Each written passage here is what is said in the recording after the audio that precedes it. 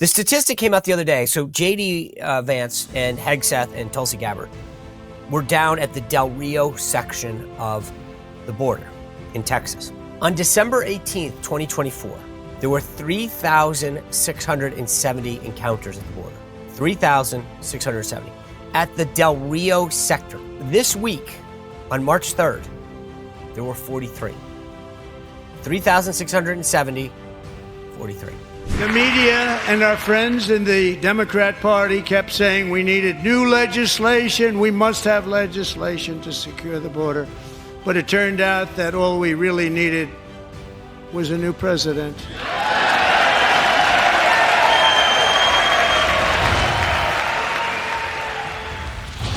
All right, guys, we've made it through the work week. What a week it's been. Unbelievable. Every one of these weeks, it's like you just can't believe what happens. So many times I have these conversations about where we are in the week and how much has happened. Every day brings something new. It's like appointment television, though. When I see the president signing executive orders, like carve out my schedule, 2 o'clock, 3 o'clock, because you know that that's just a placeholder for I'm going to say a lot of stuff about what we're doing today. And you never know where it's going. It's so different than the last administration. And we're 45, 46 days in?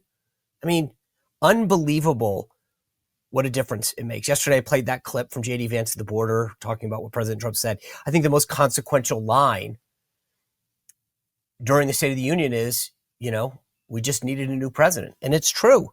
I've said this before, but it bears repeating because so many people are focused now on the chaos and how things are going down as opposed to the actual change that's occurred on so many fronts. So many fronts. And like I said, when JD Vance went down to the border, it wasn't just that he repeated the line, but he talked about it in the context of what the agents were telling him. You saw Steve Cortez in yesterday's show. He's been down filming this documentary at the border. The Biden administration stopped building the wall. And when I say stop building it, everything had been paid for. Stuff just laid there for 4 years. And then they had literally started to sell it off for pennies on the dollar.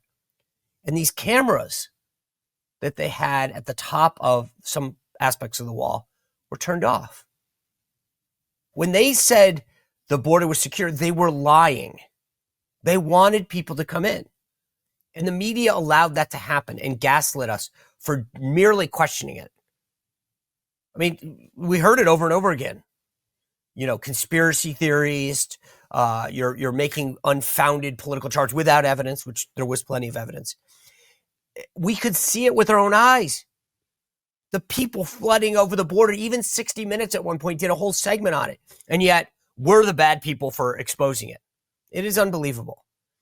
I want to talk to you a little bit about this because Bill O'Reilly's coming up. And when Bill O'Reilly, the thing about him that I love is that he's got 20 best-selling books.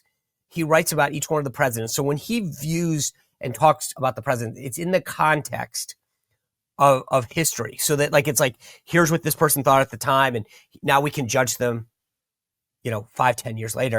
And President Trump at CPAC, when I was there last Saturday, God, it seems like 5 months ago, said, Bill O'Reilly says I'm the greatest president ever. I want to ask him why, because if you remember, Bill O'Reilly was on the show in December and said he had the potential to be a great president.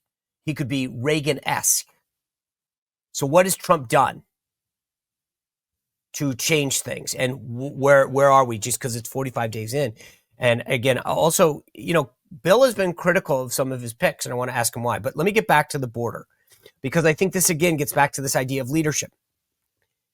The statistic came out the other day. So JD Vance and Hegseth and Tulsi Gabbard were down at the Del Rio section of the border in Texas.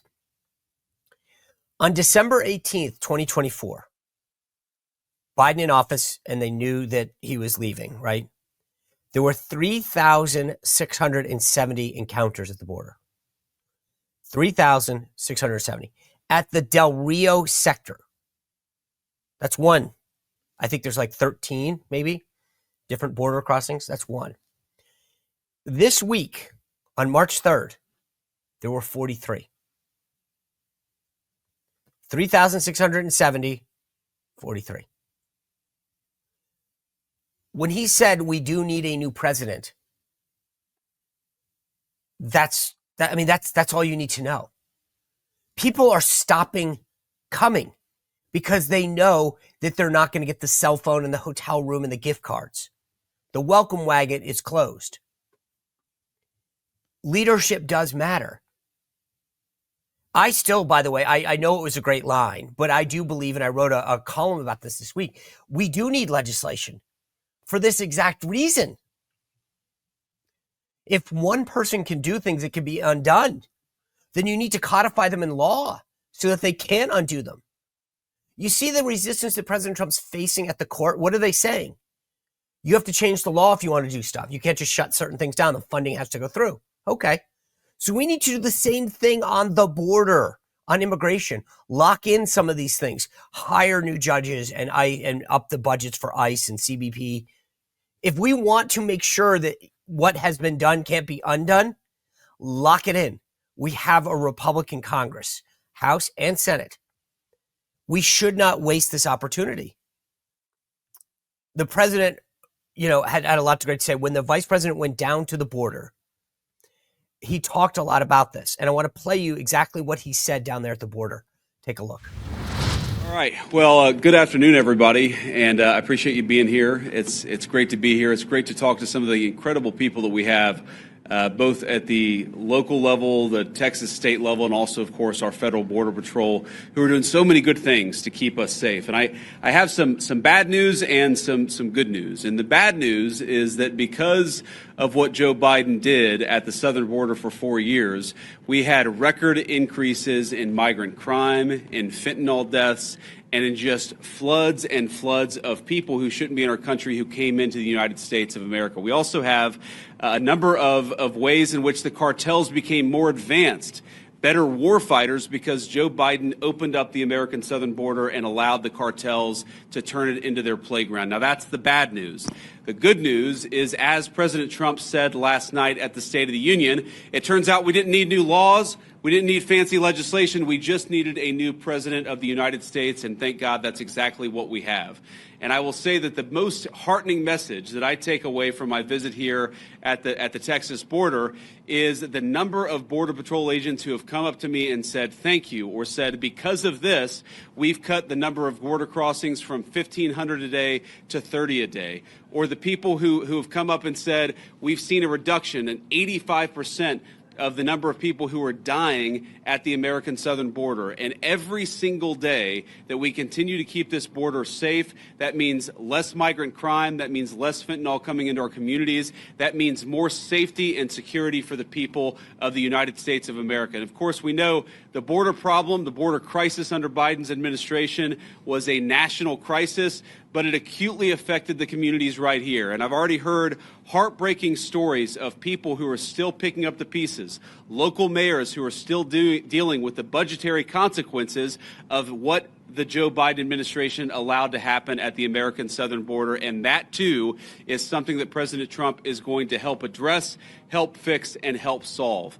Now, I wanted to bring Secretary Hegseth and Director Gabbard at DNI down here because, one, I obviously enjoy their company, and it's good to have them down here with me looking around today. But unfortunately, we know that because of what's happened, the border crisis has become a matter of national intelligence, and it's also become something that requires the Department of Defense to engage with. I was talking with Paul Perez earlier.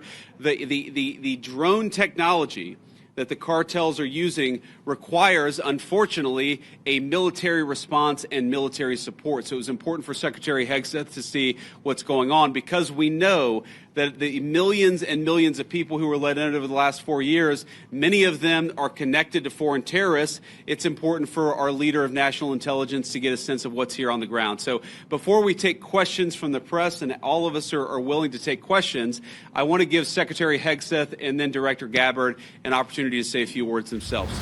You know, there's a lot to break down on that clip. I mean, just the reality and the leadership and the whole of government approach, right? He's there with the DNI and the Secretary of Defense because it is a national security issue.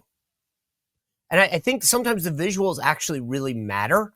The idea that you're down there showing that how serious you're taking this problem, that it's a whole of government response, matters. When you have bad people coming into the country, they present a threat to our national security. So you've got the Secretary of Defense and the DNI down there. But this brings me to a bigger point. The goal of any government at its core, local, state, federal, is to protect its people, right? That's why you have a government, because you're supposed to protect them. So locally, you have a police department, a fire department, state, same kind of stuff, to some degree, a National Guard, whatever, and then the federal government. That's what we should have, right? So you have to go back to think about this. When President Trump comes in and says, I'm going to do this, I'm going to take those border crossings way down, I'm going to prevent drugs from coming in, traffickers from coming in, that should be something that shouldn't be a partisan issue. We should all be applauding that, right? It's keeping us safer, not Republicans safer, not conservatives safer, all of us safer. There's no ideology. We are a safer people. Which is why it was so astounding last week at the joint address. At the beginning of this week. I keep forgetting how long it's been. How much the Democrats showed it's all personal. They don't like Donald Trump. We talked about this in the panels. They couldn't stand for a kid with cancer. They couldn't stand for a kid who just got into West Point, who wants to serve this nation. What is your problem? Do you hate the guy that much? He talked about this during the speech.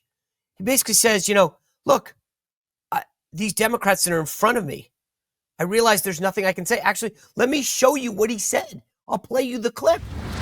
And once again, I look at the Democrats in front of me, and I realize there is absolutely nothing I can say to make them happy or to make them stand or smile or applaud. Nothing I can do. I could find a cure to the most devastating disease, a disease that would wipe out entire nations, or announce the answers to the greatest economy in history, or the stoppage of crime to the lowest levels ever recorded. And these people sitting right here will not clap, will not stand, and certainly will not cheer for these astronomical achievements. They won't do it, no matter what. Five times I've been up here. It's very sad, and it just shouldn't be this way. He's onto something there. He could literally cure cancer and they wouldn't applaud. There's something wrong when you can't. He didn't cure cancer, obviously, but he literally promoting that young man who has fought cancer, overcoming the odds. Why can't you cheer? No matter what. He talks about all of these things. Even Ukraine. The guy gets up there and starts talking about how to end the war and bring peace. These guys are wearing blue and yellow Ukrainian colors. One wants to wonder, where are they more supportive of? Our country or theirs? What other causes have you cared about? That you wear again, I'm not, but it's just funny. He literally says, I'm with you. Here's your cause. I'm going to do all this stuff for you. And you still can't clap. This is insane. They literally are that against the guy. Pelosi, the looks on their faces. For the good of our nation, let's work together and let's truly make America great again.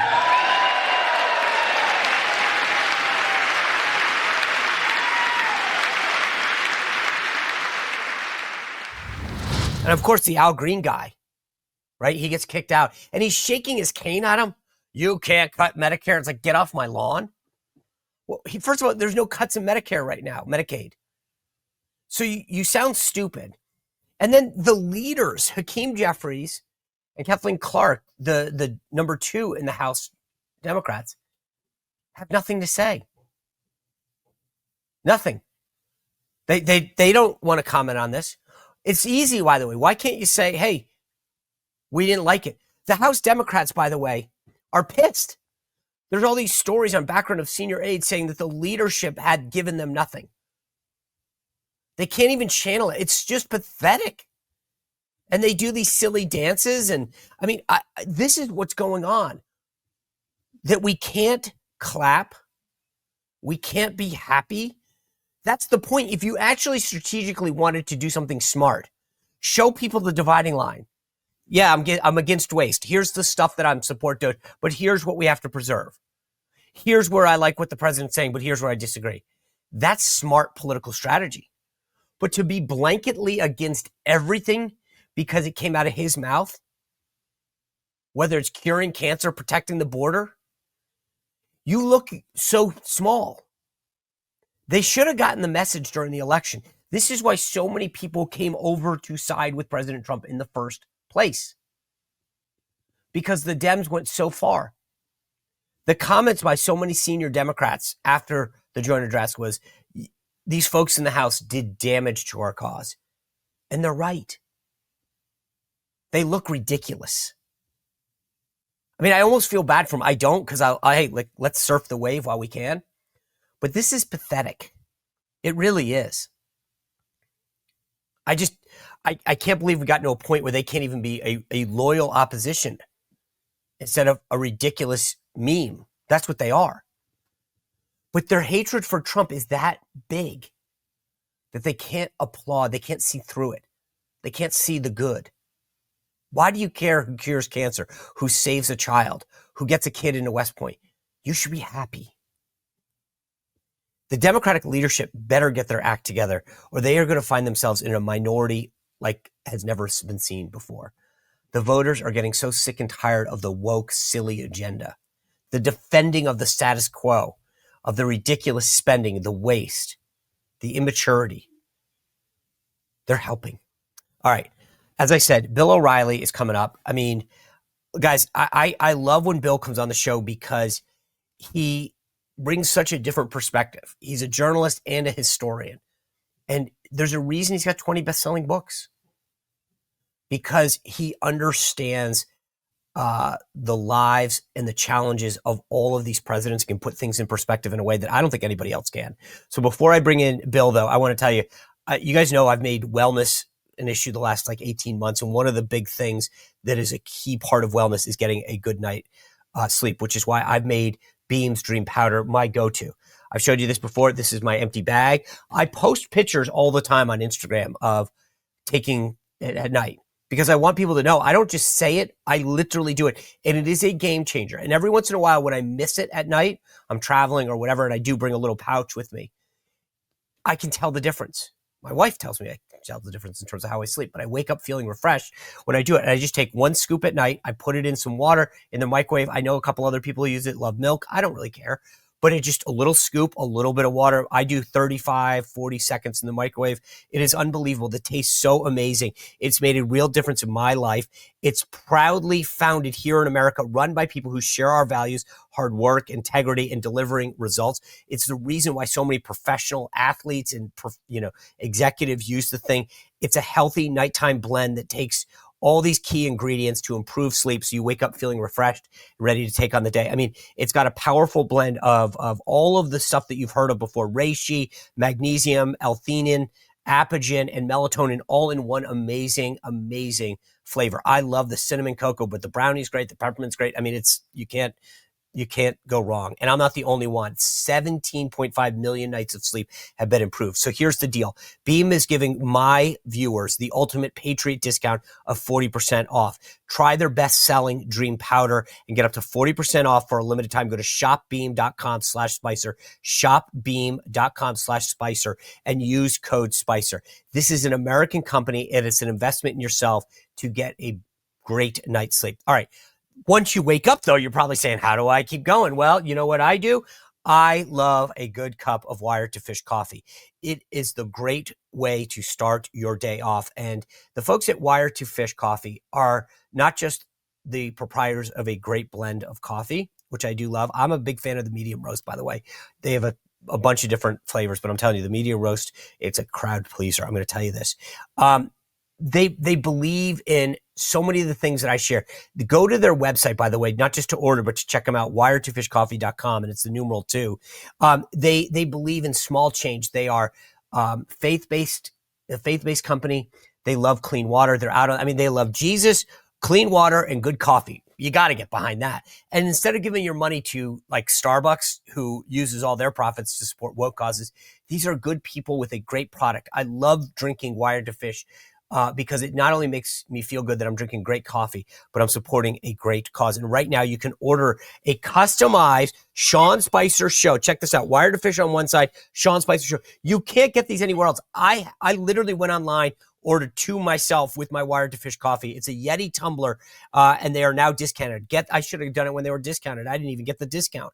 Give this brand a try with discount code WeCare for 10% off. Go to Wired to Fish. It's the numeral 2. So Wired numeral 2 fishcoffee.com and support a great coffee. All right. Without further ado, my great friend, Bill O'Reilly. Bill, welcome back to the program. Always great to see you. You know, really, is it, Spicer? Is it great to see me? Nobody says that to me in my real life. Well, Only you know on what? TV I and will. Stuff, you know? I no, will. you're a I good will. guy. You're a good guy. But Thank you. for But you know having me. what? I was excited to have you on because there's two things. I'm at CPAC, whatever that was, 10 days ago. And the president says, Bill O'Reilly gave you the greatest compliment. He said I was the greatest president ever. And I thought, okay, I'm going to talk to Bill about this. Because I heard O'Reilly last night say Donald Trump for the first 4 weeks is the greatest president ever in the history of our country. That was O'Reilly. Bill O'Reilly is all right.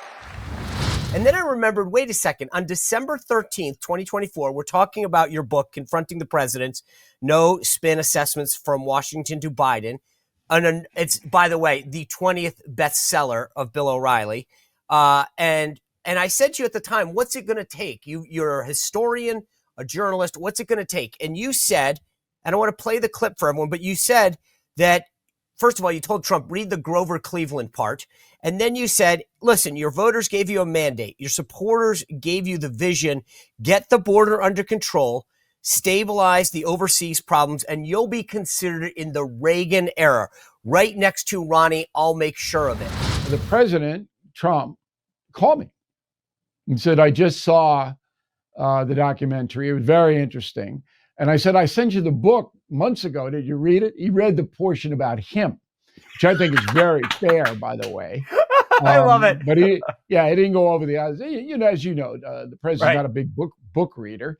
But it's interesting you're asking this question because it's right in sync with him.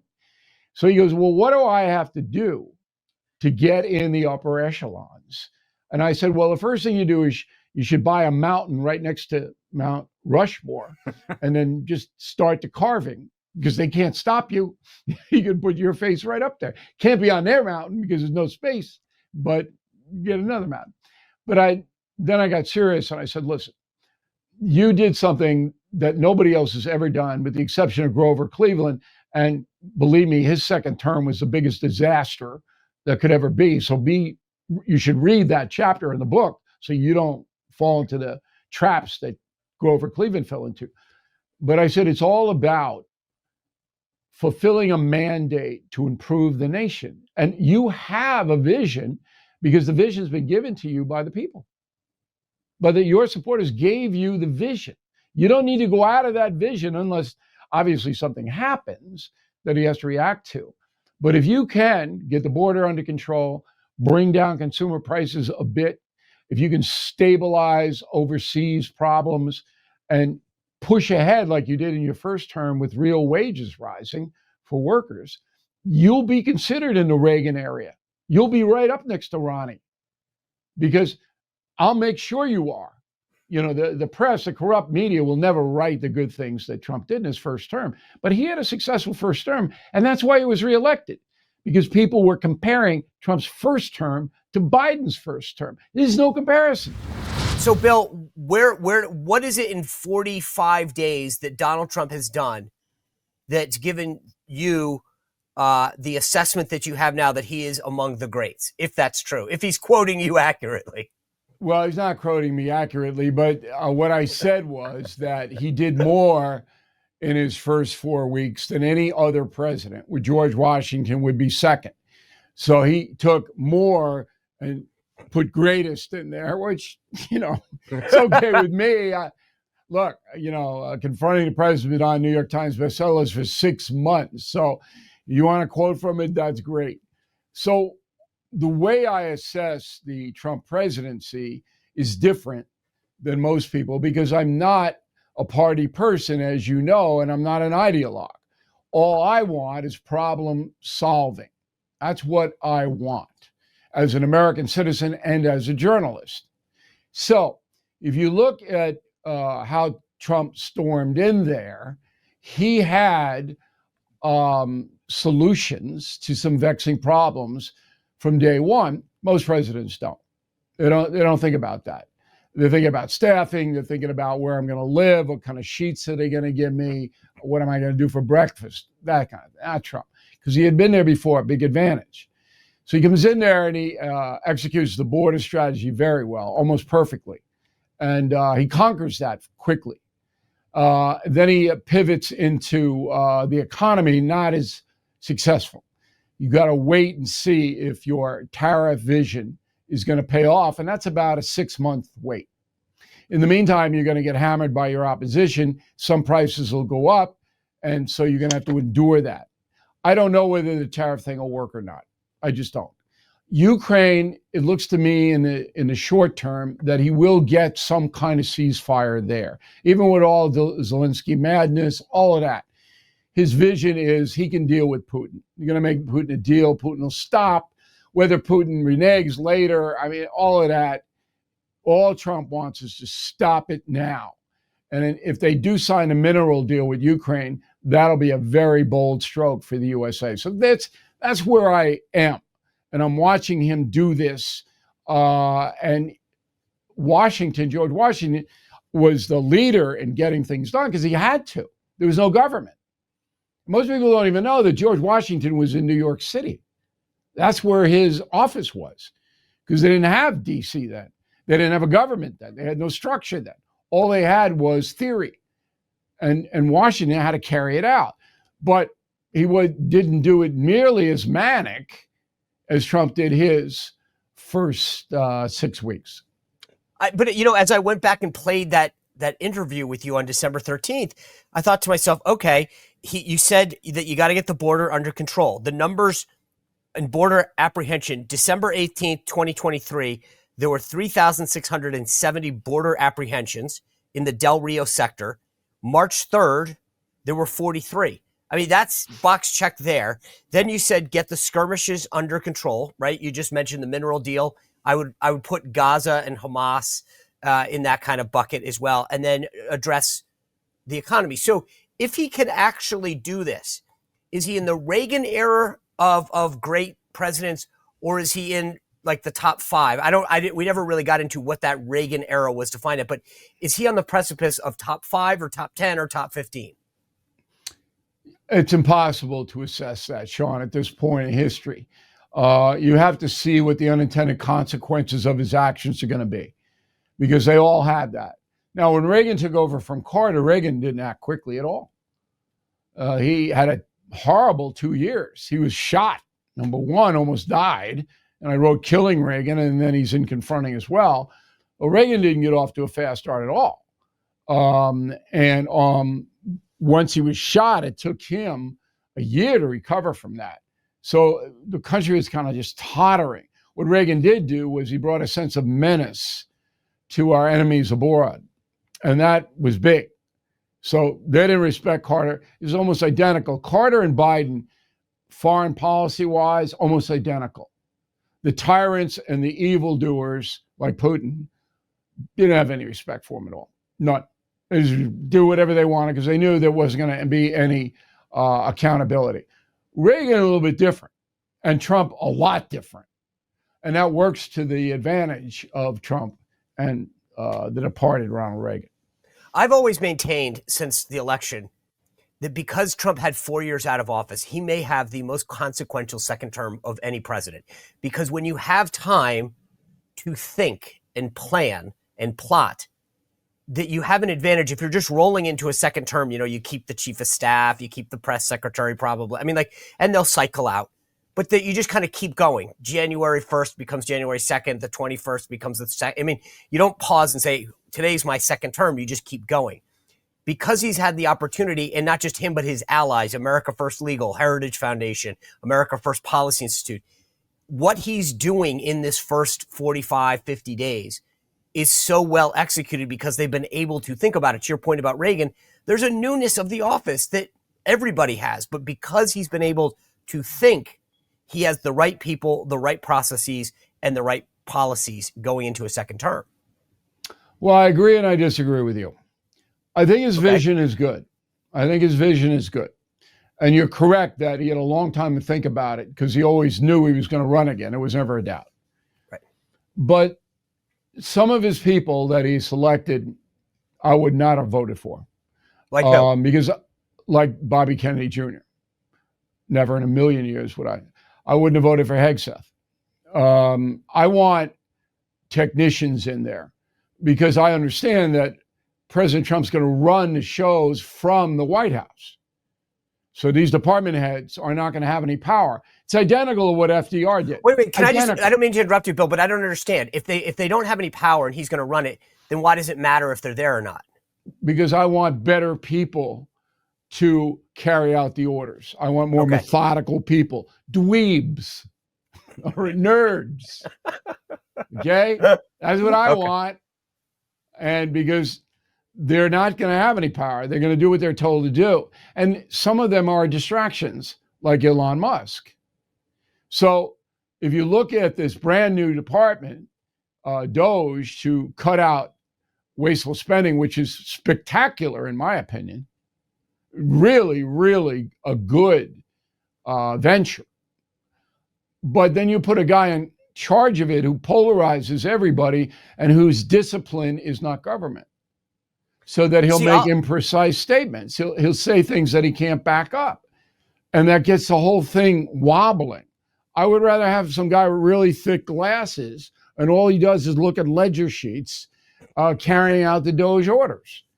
But here's the difference, and I've been in this game, and listen. First of all, historically speaking, you hold a candle to no one. I mean, when you know every president back and forth. So historically, I worship at the O'Reilly altar here. But here's what I would say as someone that's been in the game, is that if the dude with the thick glasses and the green eye shades comes knock on your door and says, "Hi, I'm from DOGE," they go, "Get out." When Elon Musk calls and says, "Hey, it's Elon, I'm from DOGE," they're going to be like, "I got it. Come on in. Here are the keys. Where do you want to set up?" Power is access in DC. And if the guy with the green eye shades doesn't have the stature to get in the office, and that's why Jared Kushner was effective, I think, during the first term, as people knew. It's not that he was, he's a smart guy, but he was also the president's son-in-law. And when you got a call from Jared, you went, "Hut to," and "What do you need, sir? I got it. Here's the thing." Elon, I get it. I stylistically, there's some issues there. But I think that people wouldn't respond to the dude with the Coke bottle glasses. Well, you might be right. You're making an excellent point, and you were there and I was not. But Trump is a pretty formidable power. You're going to disrespect one of his guys, even if he has thick glasses, and Trump hears about it. No, I get it. Look, but here's the point. I see, and this is again where I was talking to someone the other day, and I think the analysis they put forward is true. You're either a peer or a staffer to him, right? And staff gets treated like staff, which they should. And peers are people that he respects, business people. Look, I understand that. The power that Elon Musk brings to the Trump administration is enormous. And you're balancing that with distraction. So Let me give you a historical example. I don't even know whether President Trump knows this or not. I hadn't talked to him about it. I've been talking to him about issues rather than, wider stuff. FDR came in, all right? The country's a mess, just like Trump with Biden. Hoover blew it totally. The depression is deep-rooted now. People are angry. FDR is looking at this chaos. FDR had a short concentration span, just like Donald Trump. All right? FDR's passion was stamp collecting. That's what he concentrated on. FDR didn't want to hear about the Department of the Interior. He didn't want to hear about any of this stuff. He didn't want to analyze micro charts on the economy. So he brings in Harry Hopkins. I'm sure you've heard the name. Oh, absolutely. Okay? Hopkins is his big buddy, big pal. All right? And he goes, "Harry, you're running all of this stuff. You're running it. I'll tell you what I want. You do it. And then when it's done, you come back and tell me." So Harry Hopkins brings in these guys from Harvard and Columbia University sets up a little squad and runs all the departments and carries out what FDR's orders are. Nobody in the country knows who Harry Hopkins is. All right? He's not in the Oval Office with FDR with a 5-year-old kid bouncing up and down. All right? Harry Kudme was about 60 when he got the job. Harry Hopkins stayed all 4 terms, lived in the White House during World War II. He arguably was as powerful as FDR. Nobody ever heard of him.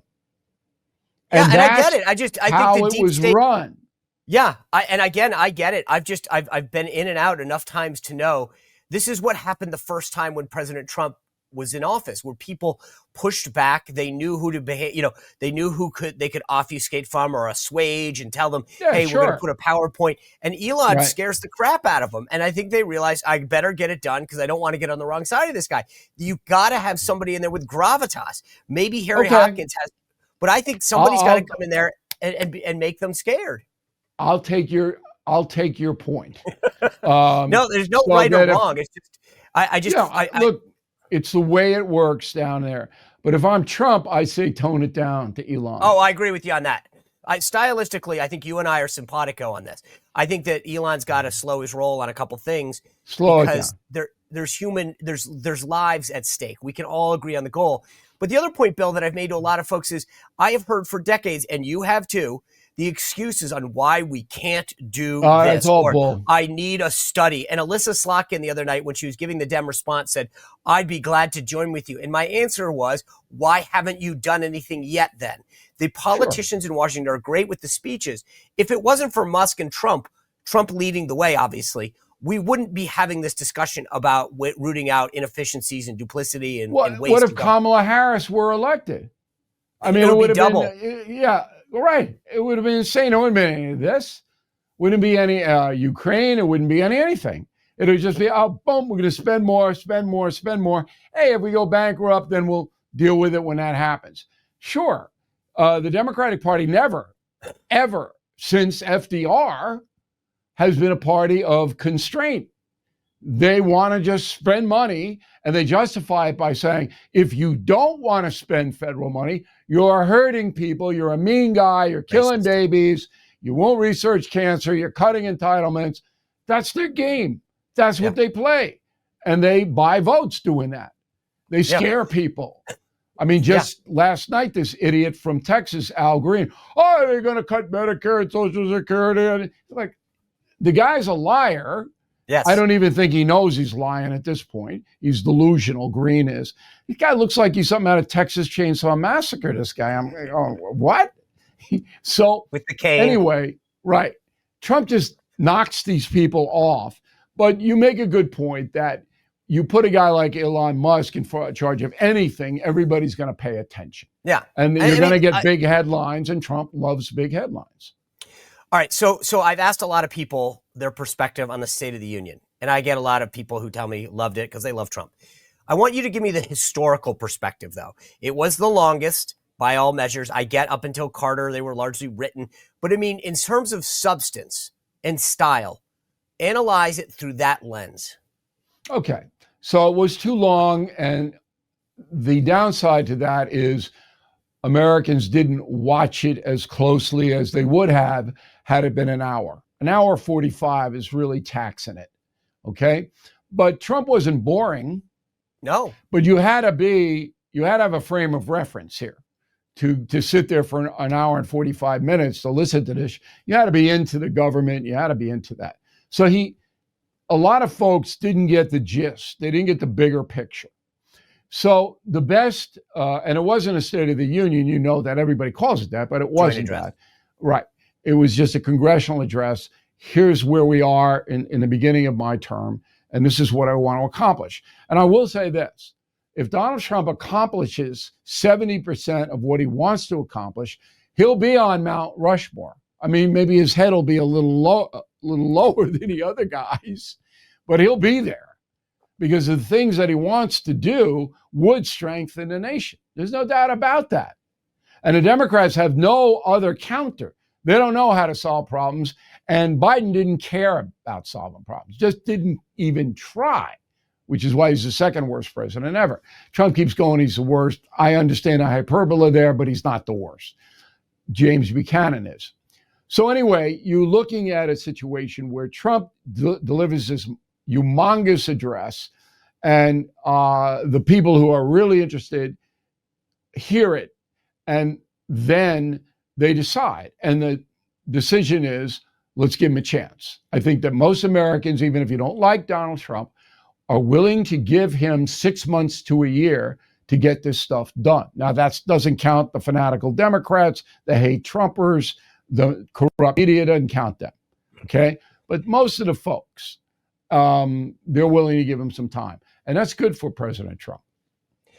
You mentioned the shenanigans, antics of Congressman Al Green. I will tell you, I as a Republican, as a conservative, I was actually disappointed in the Democrats. I thought their response was weak and pathetic and sad, disrespectful. I actually thought they'd be better coordinated, and I thought to myself, wow, if this is the best you got, if your leadership can't put together a decent response, that's a problem. What did you think? Well, number one, it was a huge victory for the Republican Party. Happiest guy in the room last night was JD Vance. Because you're right, the party looked hapless. I mean, that party's dissolving right in front of the nation. They have nothing. They have no leader. They have no solutions. All they have is they hold up a little sign, "We hate your haircut." That's what you got? Okay. And you got people like, and Trump was bear baiting them. He was tormenting them. Pocahontas this and look at that. And it worked because they got mean. And Americans don't like mean, generally speaking. And so they didn't applaud for Lake and Riley's mom and sister, for the kid who has cancer and gotten an SS badge. They couldn't be bothered to even acknowledge these people in a positive way. People noticed that. That was my lead story tonight on the No Spin News. The night of the speech. So while Trump actively tries to get under their skin, he succeeded big time. And that was, I think, the most important story of the night. He did so much damage to the Democrats, and they just played right into it. They did. Right into it. All right. Speaking of playing right into it, I got this announcement. You got 20 now best-selling books, and now you're going on tour. And I'm thinking he's going to go on tour to talk about the book, to talk about this. But no, you're teaming up with Chris Cuomo and Stephen A. Smith, who's had one heck of a week, by the way. That man schooled the ladies of The View. Live show Sunday, March 30th, 3 p.m. at the Westbury Music Fair. Tell us how did this happen, and what are you trying to do here? Well, it's an experiment. As you may know, Sean, I produced the Trump O'Reilly History Tour, which was one of the most successful tours of all time in America. And I have a very good production company, extremely well. So I figured, let's do something different. Let's see if we can get 3 strong points of view. All right. So you got Chris Cuomo, traditional liberal, Stephen A. Smith, African-American, kind of independent, but leans left, and O'Reilly, a traditional guy. So we'll get them right on the stage. All right. And hopefully we'll meld 3 different crowds into the theater. It's Westbury Music Fair, March 30th, Sunday, 3 p.m. Just go to BillO'Reilly.com. We'll punch you right over to the box office.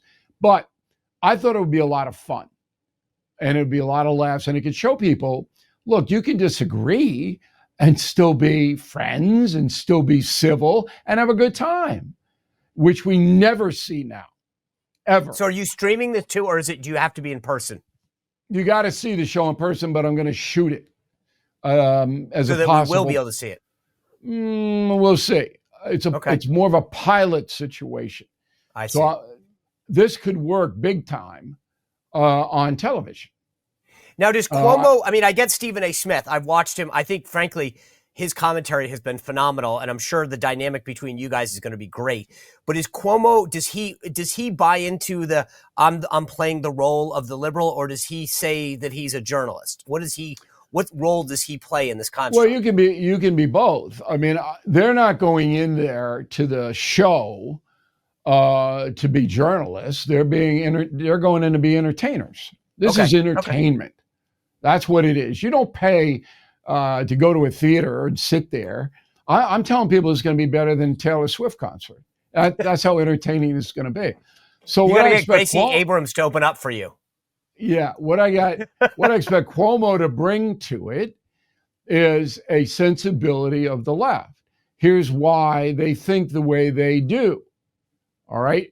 And then Stephen A. Smith will bring a sensitivity from African Americans. And then I will be the guy that's basically ponging it back and forth. There are going to be 4 issues, and there'll be issues that everybody's talking about that week. All right.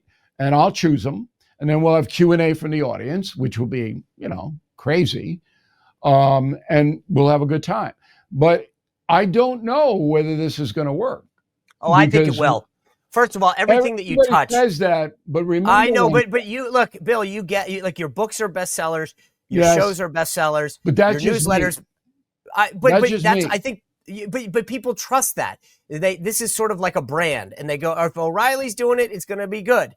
And I think you're going to bring the show. Well, and that's nice of you to say. But the reason it's not a lock is because we are tribal now in America. This is new. And it came in with Trump. I'm telling you, I think you're on to something, though. You're on to it. This is what people want to see. I think they do. I think people want to see a respectful decision, but not with people who actually have principle and who have a position, stake it out, but can actually engage in dialogue. And you know how to do that. You always do it on your show. You're respectful of your guests. You know history, so no one can run around you because you're going to fact check them in real time. So I think it's going to be a great thing. And I think that you're right. You've kind of got lightning in a bottle here. And I'm predicting that it's going to go on the road this summer. And just like Taylor, there's going to be a worldwide thing, and there'll be Kelsey brothers coming after you. It'll be amazing. Yeah, I can't wait to see Stephen A. in those outfits, but we will have fun, and I appreciate the positive vibes you're sending, Sean. Thank you. You bet. All right. As always, go to BillO'Reilly.com to check it all out. Thank you, sir. Okay, Sean. Guys, thanks for tuning in. What a great show. Next week, Brendan Carr, the FCC commissioner, on the crackdown on major networks, implementing the America First agenda. Got so much to break down with Trump and the tariffs and all the other stuff. So many updates. We look forward to seeing you back here on Monday. My newsletter came out today. Go to SeanSpicer.com to sign up for it. It's absolutely free. Love myself a good VIP member. Until then, have a great weekend. We'll see you back here on Monday. Well, if you enjoyed this content, make sure to like this video, subscribe, and click the notification bell to get more.